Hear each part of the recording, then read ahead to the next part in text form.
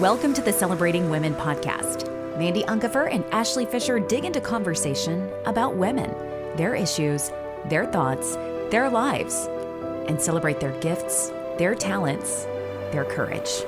It's the Celebrating Women podcast, presented by Hand and Stone Massage and Facial Spa in Tyler, Texas. Are you taking great care of your skin? You know, I use great products, I take my vitamins, and I drink plenty of water. But I could be better about applying sunscreen daily and making sure my skin is protected against premature aging. What about you? I've got great news, though. I do have a solution.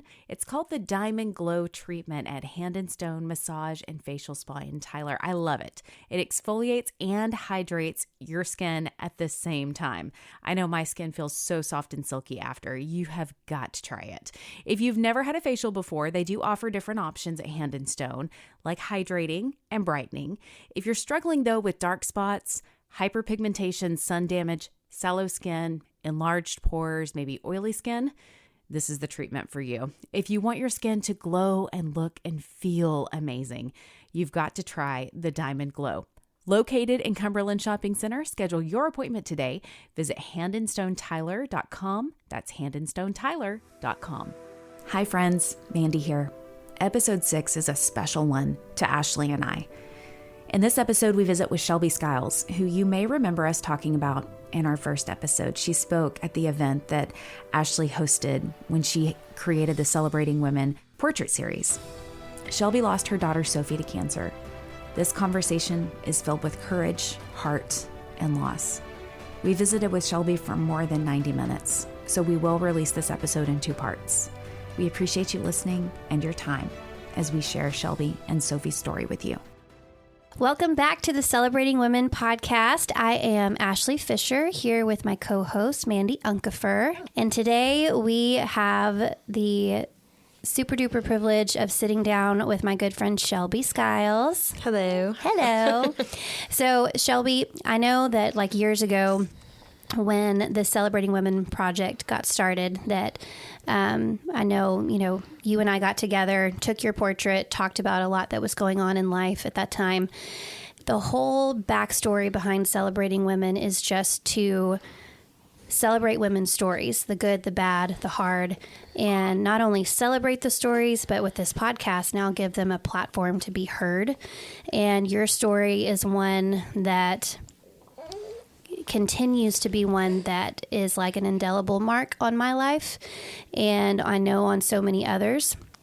And so we just want to give some space today for you to tell your story, whatever that looks like.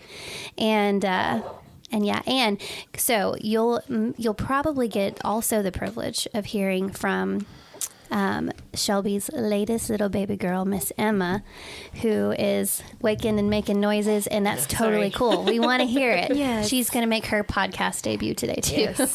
Lots of grunts. So,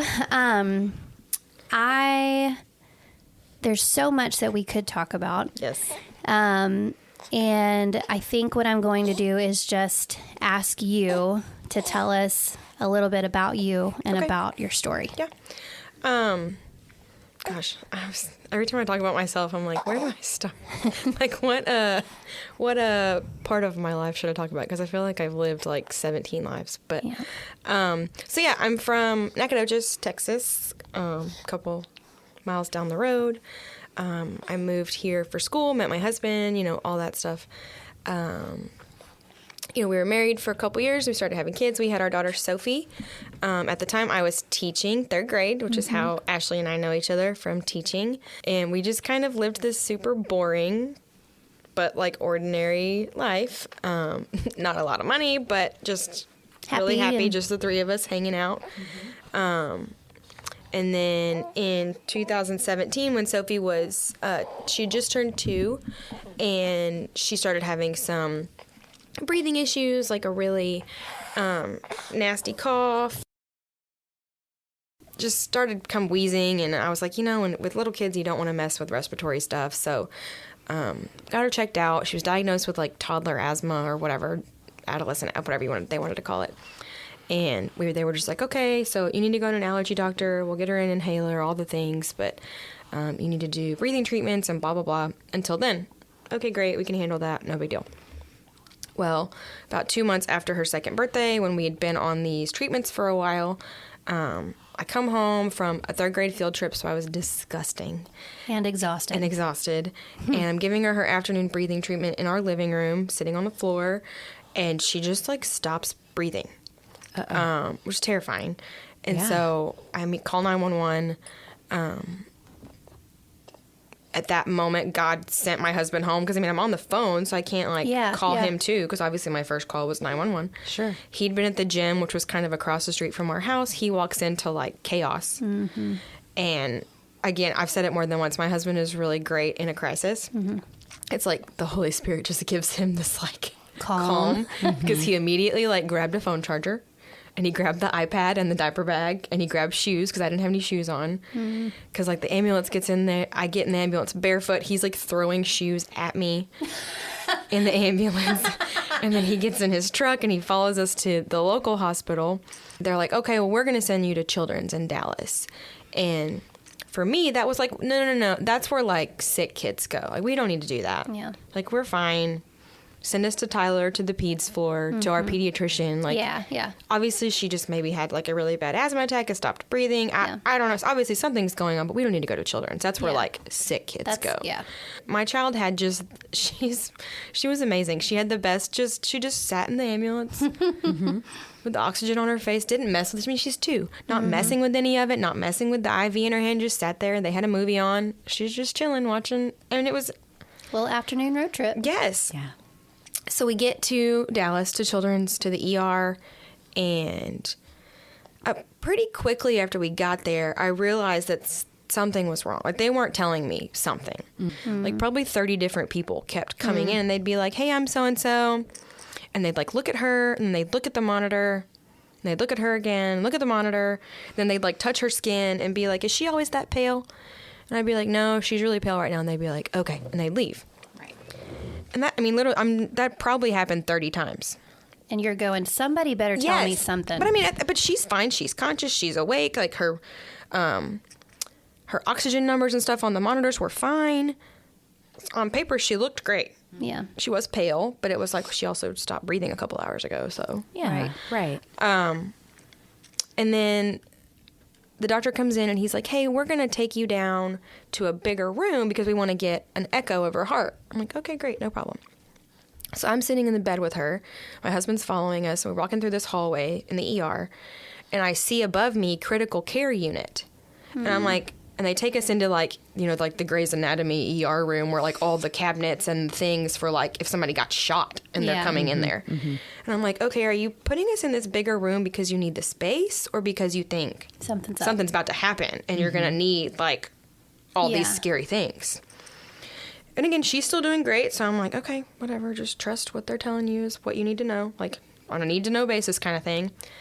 So the guy does the echo, and she's great. She's awake the whole time, just chilling, talking her head off, being fine. And my parents are there. My sister's there. Jonathan's parents are, my husband's parents are there. And it's, of course, it's the middle of the night at this point. It's probably like midnight by now. And you're thinking everyone's overreacting. Yes, 100%. Yeah. Overreacting. Right. There's obviously something going on. Right. But Doesn't yeah, let's be need all thorough. of this, like, She's 2. theatrics Yeah, like, she's 2. Let's be thorough. But, Right. like, she has asthma. Yeah. Come on. Right. We're sitting there, and the guy doing the echo, bless his heart, was a resident. And so he's like, okay, well, I can't give you the full results because I'm not the attending. He said, but I can tell you, like, her heart looks great. Her heart's not enlarged. Of course, now looking back, he's focused very much on her heart. He's like, her heart's not enlarged. Her heart, there's no fluid on her heart. Her and heart her is heart fine. is working great. And we were like, oh, yay, woohoo! And so then he leaves. So we're like, okay, parents, go home. We're obviously getting admitted. We'll call you when we know where we are, or what room we're in, and what the plan is for tomorrow. So they all leave.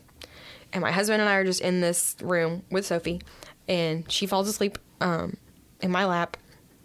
And we're just, my mom and my sister were going to get a hotel, like, a couple miles from the hospital. Then the doctor comes back in with the 2 nurses that were taking care of us, and he shuts the door and, like, leans against it. And I'm like, okay. Heart starting to sink Yeah. here. But still not anywhere expecting what he said to come out of his mouth. And he says, so there's a mass in her chest. And I'm like, I'm sorry, what? And he's like, yeah, there's a mass in her chest.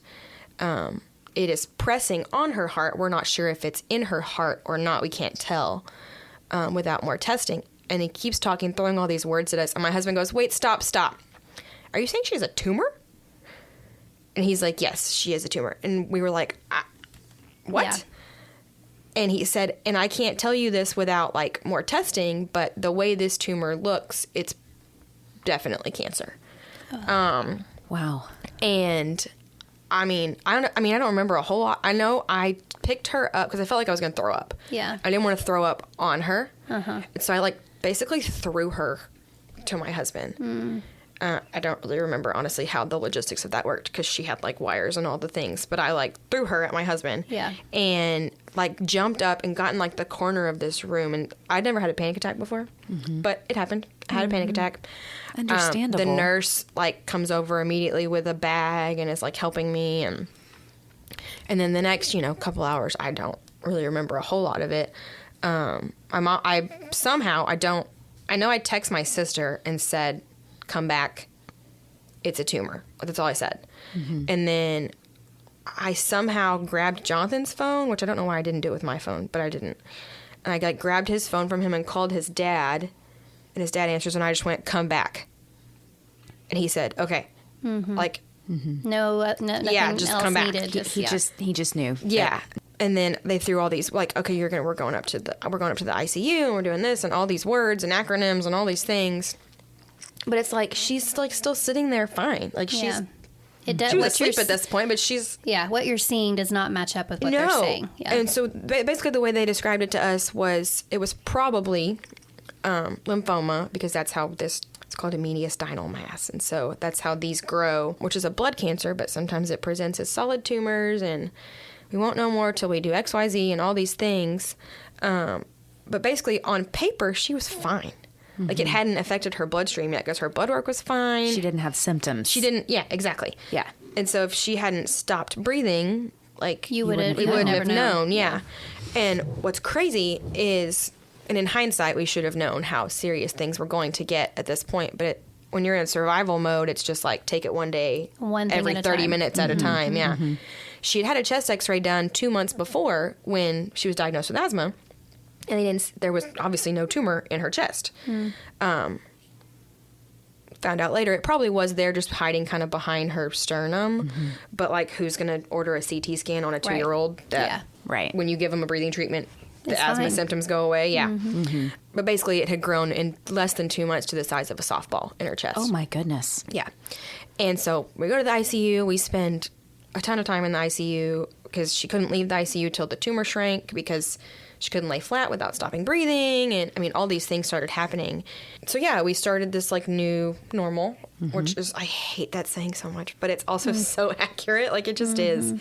And, one day at a time, one step at a time. I hated all of it, but it's so true. Like, it just is. You just... Like the song in Frozen 2 where you do the next right thing. Do the next right thing. Yes, that's where we were. We're just doing the next right thing, and we're just surviving and Yeah, I remember something that you would say over and over again is, it is what it is. It couldn't do anything about, like, you can't do anything about it. Yeah. And I got, how do you do it? I would be curled up in a corner. I'm like, well, yeah, I would too, but she's 2. Also, not helpful. Right, yeah. But, like, I can't just check out. She's 2. Yeah. You did have that reaction, right? You did, like, go... Yes. It's hard to...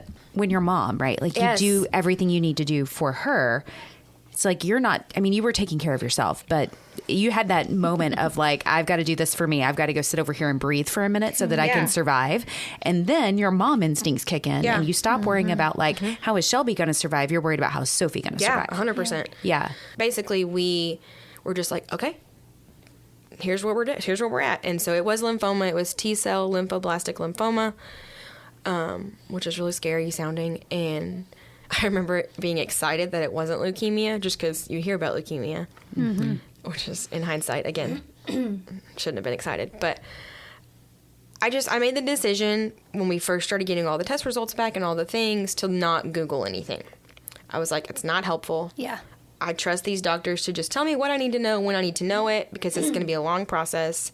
They were like, it's going to be really hard on you guys, but we've pretty much figured out this cancer to a T. Like, here's the treatment plan. It's 3.5 years, but we'll take you through each phase. And we've got about a 90% success rate that she'll go into full remission and be okay. And we're like, great, awesome, cool. It's going to be hard. Well, we can do this. Like, I can do this for 3.5 years. Let's go. Yeah. But I mean, immediately people just started coming out of the woodworks to help us, and it was insane. Like, my sister-in-law started a GoFundMe, and it hit like $75,000 in like 24 hours. It was one of the fastest. Oh, wow. I just got chills, It was Shelby. insane. Yeah, one of the fastest things like I've ever. I still to this day have witnessed. I mean, it was just. It was. when you think of a community surrounding somebody in a time of need, this was beyond textbook. Yeah. And I mean, wild. I should write a book about all the things over the next 9 months of our life, because I mean, it just, my school at the time, I'd moved to a different school than where Ashley and I taught together, but I mean, my principal at the time, his son was finishing the exact same cancer treatment. Oh, wow. I forgot it was the exact same. Well, he had leukemia, but it's a similar treatment plan. Yeah. And so he knew exactly what I needed, and he was like, don't worry about it. What a blessing. Yeah. And so this happened when she was diagnosed. It was the week before the last week of school. So he was like, we'll divide your kids up for the last week. Don't worry about it.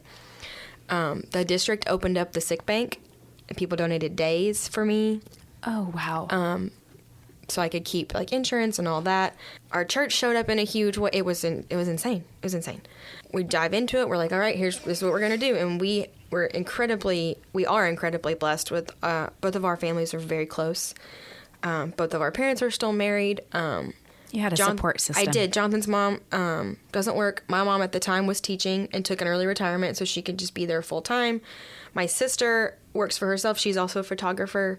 And so it was just kind of like all hands on deck. We're taking care of Sophie and also taking care of me and Jonathan because so many moms up there don't get breaks.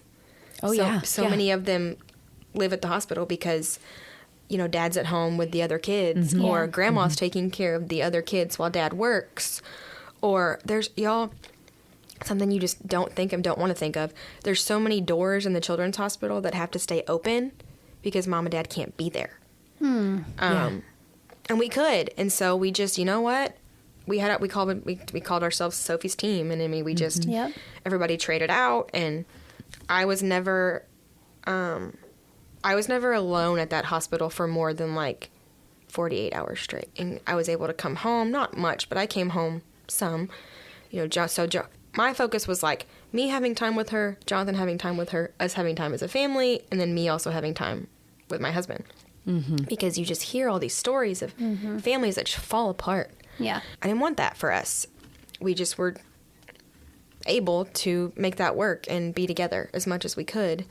So yeah, she gets diagnosed in May. She responds pretty well. Initially, everything's going according to plan, quote unquote. We were in Dallas for about 6 weeks to start, went home. And then, so the thing is, if they start running fevers and all these different variables, you end up back in the hospital, in and out. How long were you guys home? The first time we were home for about a month.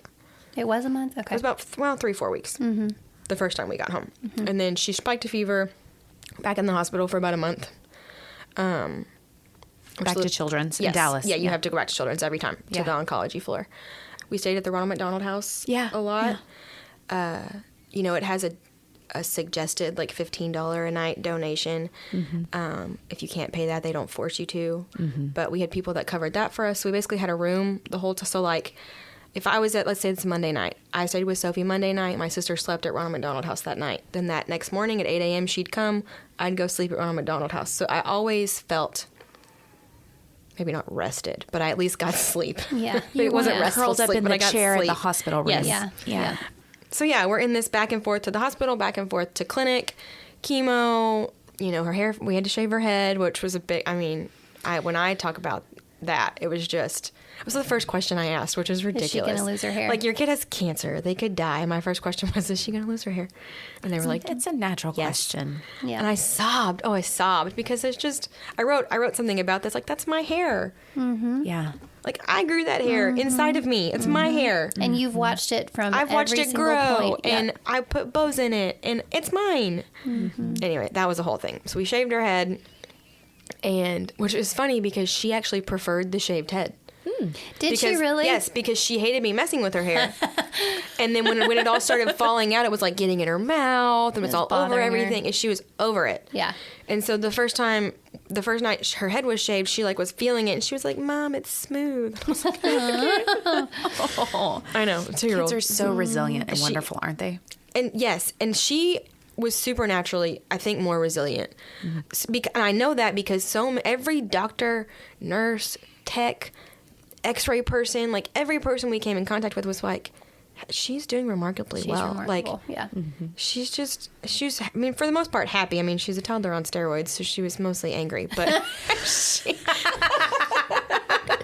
trapped in a room, like being thrown presents and attention. One of my favorite stories is, this was when she'd been in the hospital for a while and had been stuck in the room because of fever, and so her muscles are starting to atrophy. She's been in the bed a lot. And so when she was finally fever free, we were trying to encourage her to walk in the hallway. So we had a wagon in case she needed a break. And her nurse, Brittany, who is like, I think she might be the hospital's favorite nurse, unsure. But like everyone I know, all of my cancer mom friends, like Brittany's she's an MVP for sure. But she was like, all right, Sophie, if you can walk to the prize closet, I will let you pick out your own prize instead of like us bringing you one. Smart and she was like, yes. So we're walking and of course have the like pole and all the things you have to walk out of the hospital room. And we get to the prize closet and Brittany opens the door and Sophie's just like, like in awe of this just rows and rows of toys. Well, then she starts grabbing things and like filling up the wagon. She grabbed like 9 things, and we were like, and Brittany was like, it's fine. You better let her. She goes, it's fine. Take it all to the room, and then like I'll come get stuff later. And I was like, okay. It's like the little kid trick or treating that comes up to the candy Yes, basket just and takes sticks it both all. hands in, and it's like She legit "Thank was you." just like, hey, I walked to this closet. Like, You said. I did the thing, Yeah. so So fun. I'm going to get my prize. Yes. So we did all that. It was really hard. It sucked so bad, but it was just kind of this. All right, we're doing it. We're doing it.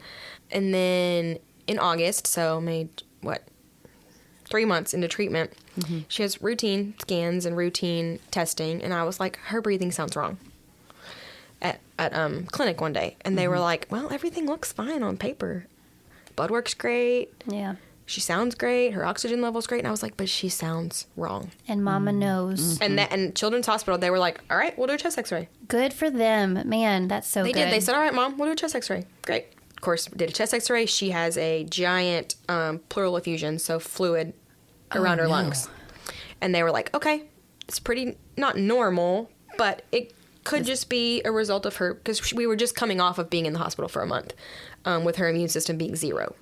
So they were like, it could just be her body fighting that. It could be a whole bunch of different things. The last thing on the list it could be is cancer.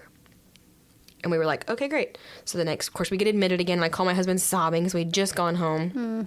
We'd been home for 6 days. Oh no. Yeah. So finally get home. 6 days later, back in the hospital. I'm sobbing. I'm like, I don't want to be here anymore. And the next morning they do fluid removal and they put a chest tube in just to make sure it wasn't going to keep accumulating. And literally, like, our doctor, Dr. Watt, comes in an hour after the procedure, which I was like, great. That doesn't happen. Like, the results take Something's forever. up. And she's like, we don't have the results back, but I looked at the fluid and it's cancer. Oh, Shelby. So, we're 12 weeks into treatment and it's metastasized. And I think this was a moment that, and I think this might have been the moment, I'm not sure. But in all of this, Shelby was keeping people up to date on Facebook through Yes. Sophie's page and, all of that. And I had an afternoon, I was driving down the loop, and it was one of those moments where it was like, when somebody hits you hard, when they're really on your mind and your heart. And I just sent her a text message and I said, or I don't know if I even called and left a message. I don't know. But I said, hey, I'm just thinking about you. Is everything okay? And this may have been the moment when you called me. Like, I sent it and you immediately called me and I thought, oh shit. Yeah. Yeah. And That's what it was. That's the whole moment. And you just said everything is not okay. It's not okay. And yeah. you were in a corner of my a crying room. corner. Your It's crying my corner. crying corner. Yes. Yes. Find a crying corner if your kids ever say it's not funny. You got it right.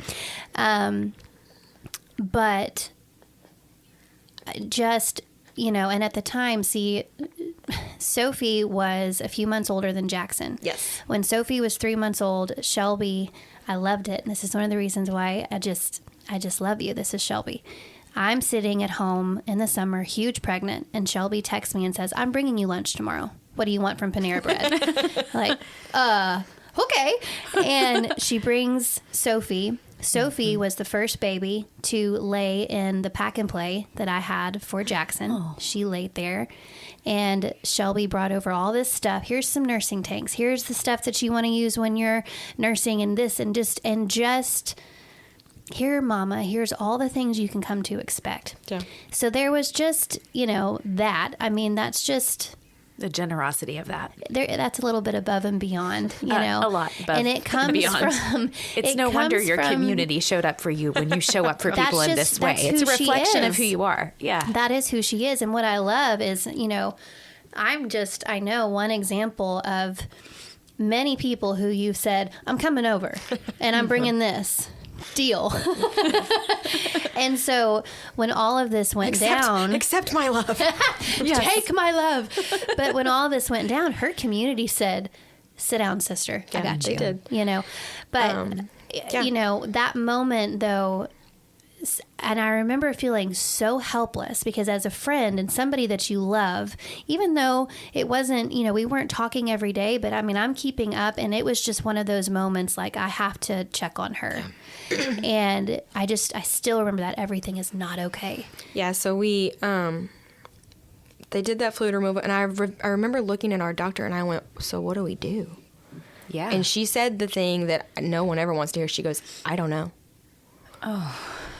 And we're like, I'm sorry, what? Our world-renowned oncologist doesn't know what we're going to do to save our 2-year-old? And she said, I don't know, because this doesn't happen.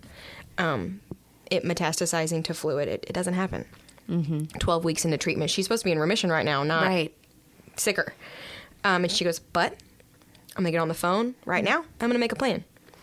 Because the great thing, I guess, quote unquote, about children's cancer is it's not profitable like adult cancer. Mm-hmm.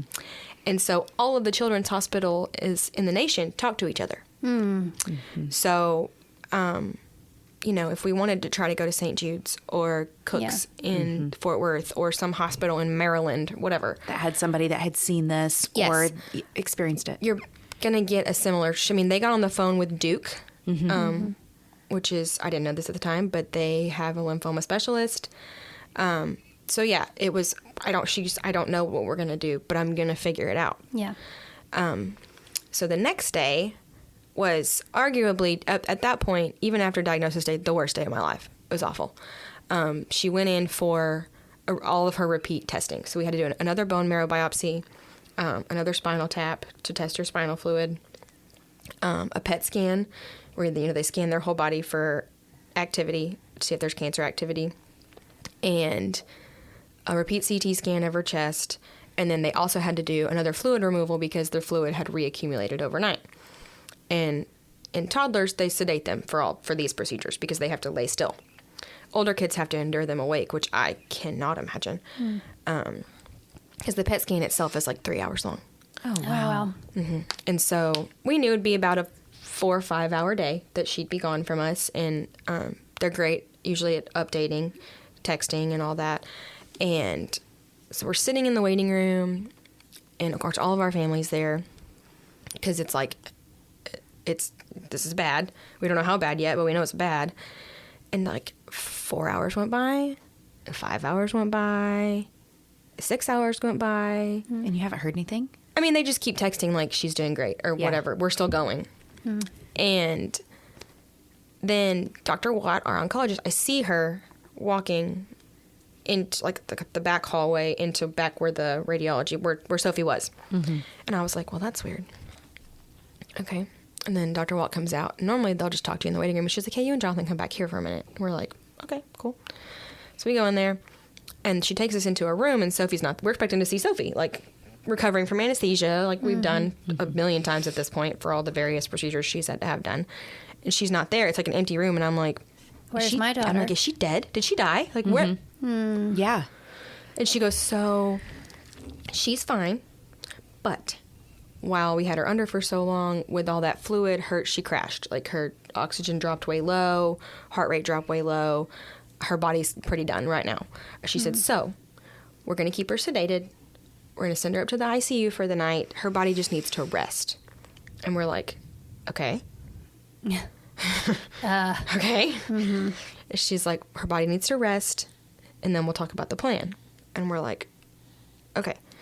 So I get upstairs to the ICU, and y'all, when I tell you, she is tied to the bed. She is intubated. Her eyes are taped shut. Like, worst case scenario, it looks horrible. It looks horrible. And I'm like, she's resting right now, or you think she's, like, dying? And all of a sudden, all these things started happening. They were like, yeah, her blood work shows that she might be going septic. Gosh, where is the good, like...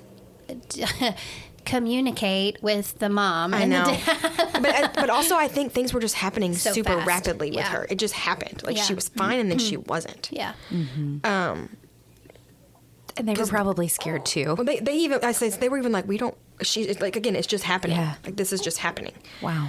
Of course, we get all of our results back, and not only is it in the fluid in her chest, but it's also her tumor is active and had grown. It was in her bone marrow, which it hadn't been before. Wow. She had like 7 involved lymph nodes now. So basically, it wasn't getting better. It got worse, and then it like exploded in her chest. And both times they had pulled like a water bottle's worth of fluid. Oh my goodness. And again, she's 2. I mean, she's tiny. She's a tiny little human. And so that overnight resting her body in the ICU turned into 6 days. And that she was sedated and intubated because they were just like, I don't know that we could safely wake her up yet. And during this time, while she's also sedated and intubated, they were like, so this is so aggressive, we can't wait. We have to start her new plan of treatment right now. And it was 15 doses of adult-grade chemo. Whoa. Given over 5 days. And it's as horrible as it sounds. But, like, what do you do? Like, what are you going to do when they hand you this piece of paper and they're like, sign this, or she's going to die soon, basically. Yeah. Mm-hmm. We were like, okay. Mm-hmm. Like, I'm looking at all these side effects on these sheets, and it's like, one of them, it was like, possible chance of leukemia 10 years down the road. And I'm like, well, we'll deal with that in 10 years. Like, I can't. That's just where you have We're to dealing live with this right moment. now. Yeah. Yeah. And so yeah, we did that, and that's, again, as horrible as it sounds, giving a kid who already feels terrible. She literally just looked at you like, "Spit out, sister." I'm sorry. She just looked at you like, give it. I know. So that, and it's, again, a long story of, I have so many awful stories of her being I know, it's terrible. I know. It's so sad. I have so many stories of her like throwing up while she's intubated and just all these awful things that you don't talk about. You don't tell people. You don't write that on the Facebook post because nobody wants to hear that. But that is part of what I started when I started Sophie the Brave, Sophie's page, was not just to update our friends and family, but to be like, hey, cancer kids, it's not just like the cute bald kids smiling on the St. Jude's commercials. Yes. I mean, it is. They smile a lot. They're super cute. But it's also this. There's some really ugly. There is. Yeah. And unfortunately, there's not as many complete success stories as you hope there are. Mm-hmm.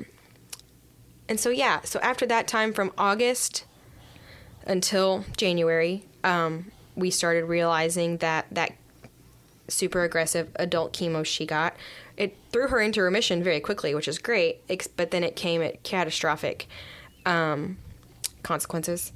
We started noticing, like, she hasn't talked in a couple days. Like, we haven't heard her voice in a couple days. Like, what? Wow. Which they told us to expect because she'd been intubated for so long. Like, at first her voice was kind of raspy, but then it just kind of stopped, kind of went away. You expect her to be super weak and not able to walk or do anything for herself after, again, being intubated for 6 days. Yeah. After coming off of a 1-month hospital admission, she'd just been slammed she's 2 years old, and she'd been slammed for 6 weeks straight, basically. Yeah. But it was just like, something's wrong. Again, Something's that wrong. mama thing. Yeah. And I vividly remember sitting with a nurse, her name's Catherine, and I just went, this is not fatigue. something is wrong. And she said, okay, you know, we'll get PT, we'll get OT, we'll get speech therapy, we'll get massage therapy. Let's just at least start that. And then we'll see what else we need to do. So we did. We started physical therapy, occupational therapy. We started all the things every day, which when you're living in a hospital, it's like, well, this is kind of nice because I have something to Breaks do. your day up. Yeah. And again, slowly things just went away. Regressions. She couldn't turn her head. She couldn't cough up her spit. We were having to suction her. I was having to turn her. I was having to set an alarm to turn her so she wouldn't get a bed sore like a old person. It was just, it wasn't right. Not to mention how incredibly sick she was coming off of all that chemo. Yeah. So we get a neurological consult. They do an MRI, and basically it's worst case scenario. She's got what they call a global brain injury. Where essentially her brain had atrophied to the point where she basically was like a 2-year-old infant. She was not brain dead. Like, she very much was still there. You could see it in her eyes, which was almost worse because she's looking at you like... What's going on? She wants to communicate. And she's getting mad because she wants to tell you things, but she can't. Because she was a pretty smart kid, as far as 2-year-olds go. But, you know, just... we could tell. So that was terrible. And again, something that doesn't happen. We were like in all these 1% categories, which is awful. It's really not a fun place to be. So they're like, all right, her only curative option is a stem cell transplant. And we're going to start right now looking for stuff. And they found she had several cord blood matches. And... that's umbilical cord stem cell matches. Cord blood. Yeah. Which was... I don't remember all the science, but basically they said with her age and the aggressiveness of the cancer, she'd have a better chance of those engrafting into her system than like a donor. And I'm like, well, what about us? We could be donors. And they're like, fun fact, a lot of times relatives aren't matches. And something I didn't know, bone marrow donation has nothing to do with your blood type. I just was like, well, she and I have the same blood type. I could be her match. And they were like, maybe not. It's a lot of testing. Yes, and also I didn't know that it's not like a procedure. They hang a bag of stem cells into their IV. Interesting. It's not like a... I didn't realize You'd think that. of it being like a, I don't know, like a surgery where they have to like a thing. I don't know, stick like a tube in there. Right, yeah. I don't know what I thought, but I wasn't thinking it would be like just an IV bag. Yeah. But, it's a lot of work for that bag, right? And it's expensive. Yeah. So yeah, we started the process for all that. We're just in the hospital at this point. We never left the hospital. Doing all these therapies, you know, just basically sitting around the hospital room with our infant 2-year-old, which is terrible. And so in October, November, we find out insurance is not going to cover her stem cell transplant at Children's. They would cover it at Cook Children's, which is, you know, an hour away. Right. And we're like... Your family, though, has basically been established We've there. lived here since May. Right. They all know her. They all know us. Like, what? Yeah. And basically what it was is it was the doctor who was going to perform the transplant billed out of network. And so we were going to get moved. And we were just like, this is horrible. This is horrible. But again, what are you going to do? So we left. We went to Cook's, which ended up being great. Because Cook's is a smaller hospital. I think it's Cook, not Cook's, but whatever. Because it's a smaller hospital, we were able to be on the neurological rehab floor because she was, quote unquote, healthy enough to not have to be on the oncology floor. Her immune system was high, so her infection risk was low. And so because we were able to be on the neurological rehab floor instead of the cancer floor, we could do a lot more. So we got, a wheelchair stroller, which is horrible, but we had one, and we were able to take her outside. Yeah. She hadn't been outside since August, and we were able to take her on walks, and we got to unhook her a lot and do cuddles instead of her just being hooked up all the time. We could, at this point, she had a feeding tube, but I could unhook her feeding tube and unhook her IV and just kind of have a little more intimacy with her. Yes, intimacy is a great word. Thank you. And if you ever had the chance to go by Cook Children's in November, December, their Christmas display is incredible. It is amazing. So we were able to take her outside to do that, to see the Christmas lights. And from a personal standpoint, the Ronald McDonald House in Fort Worth is walking distance to Cook's. And so as just a self-care thing, I was able to go outside every day myself and walk. Yeah. Whereas I didn't do that at Children's because Ronald McDonald House is driving distance away. Yeah. So just a little more, I guess not. It's just a little more space, I guess, for us. Headspace, Yes. breathing. And in hindsight, that was a great thing because Daylight. we were there for 6 weeks. And in those 6 weeks, we just had time. She felt good. Again, even though she's very disabled, she wasn't sick. She wasn't throwing up. Yeah. She was, Excuse you. she was happy. So yeah, we were there for 6 weeks, and it was right before Christmas. They said, okay, at this point, and again, so her treatment plan was 100% made up. They were just They're just figuring out as they went. Yeah. I didn't know this until months later, but literally she was the only child alive in America at that time that had relapsed T-cell lymphoma with severe nelarabine, which is one of the chemos that she got, with severe nelarabine brain toxicity. Wow. So they're literally making it up as they go. Yeah. Her cancer's too aggressive to hit it with the super hard stuff. But if we don't do anything, it's going to come back. But she's so disabled, we can't. So we're doing this balancing act. Oh, and she's not physically healthy enough to survive a stem cell transplant right now. She'll aspirate and die because she can't protect her own airway. So we're in this balancing act of limbo, trying to do rehab, but also a balance of chemo to keep her in remission to get to stem cell transplant. It's horrible. I mean, it's as horrible as it sounds. It's a very lonely place to be in because I'm not just I'm not just a cancer mom. I'm not just my child has a disability mom. I'm both. Kind of alone a lot. Yeah.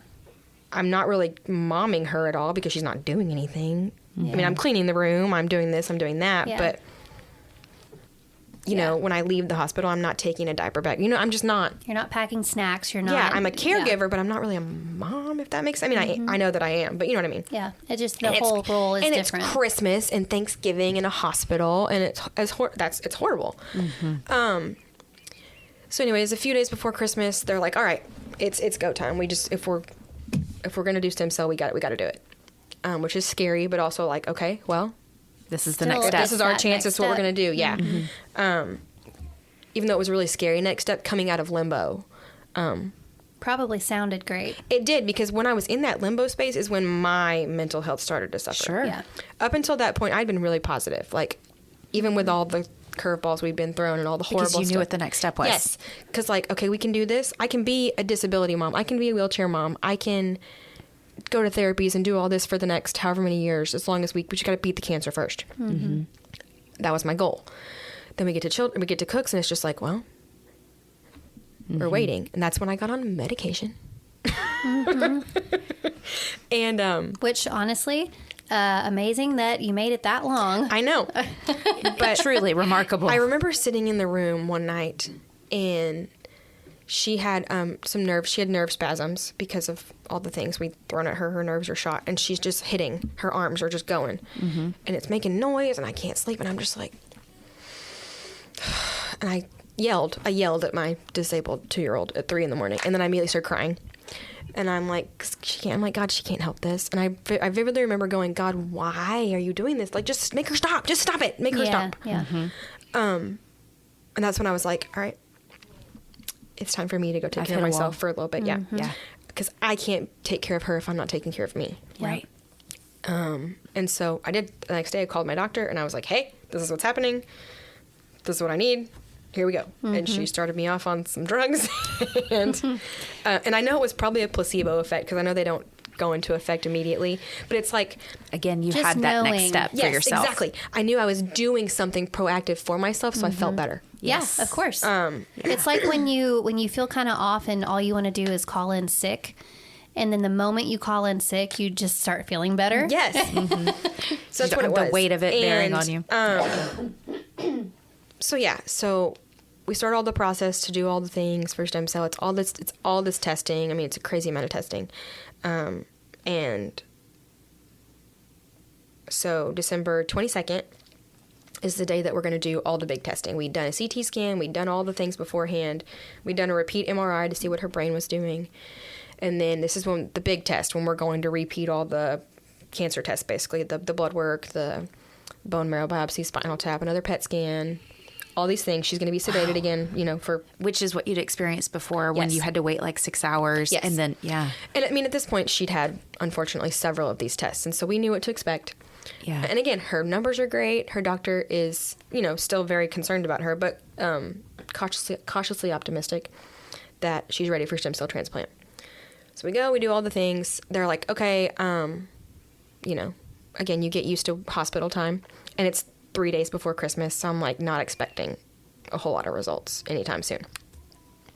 And then, so we spent all morning doing this testing. She did great. She didn't crash again. Her respiratory status was great, which was a huge blessing. That was a big answered prayer.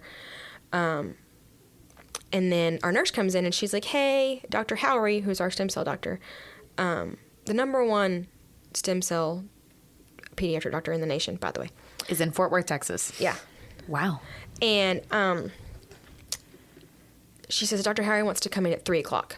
And I was like, okay. Again. That's pretty specific, but okay. Yeah. But again, we hadn't been this was our first time having all these tests done at Cook's. Cook. Okay, yeah. So I was like, oh, maybe that's just how they do things here. Mm-hmm. Or maybe he's going out of town for Christmas and he wants to get it all done. You know what I mean? Mm-hmm. Maybe they rushed it so that because it's almost Christmas instead of delaying it because it's almost Christmas. I didn't know, but I had a feeling.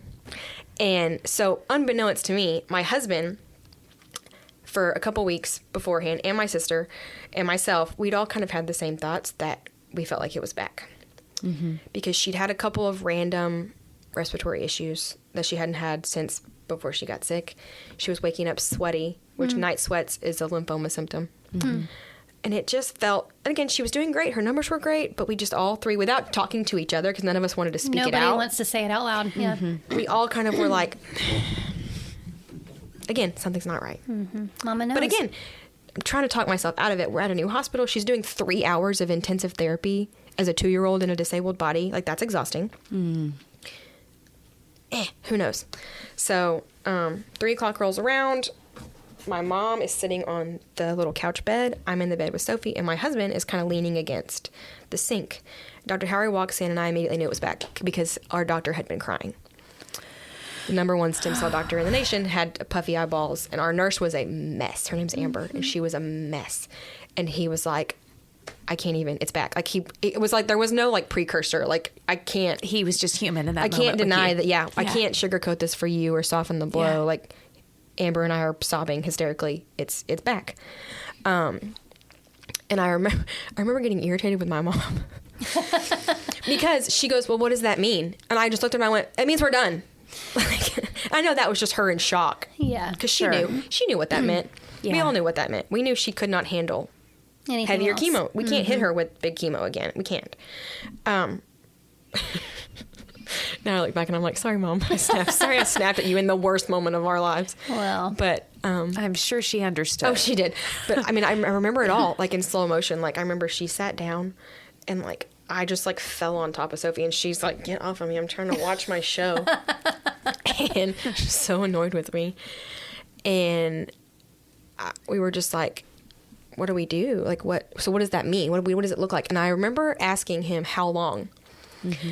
And I wasn't expecting, because when you think of asking someone how long your loved one has, you expect like, I don't know, months or, you know what I mean? Like on TV, they're always like 4 to 6 months or whatever, or, you know, and he goes, days, weeks, maybe. He goes, maybe hours, because the chemo we've been giving her is basically like a colander.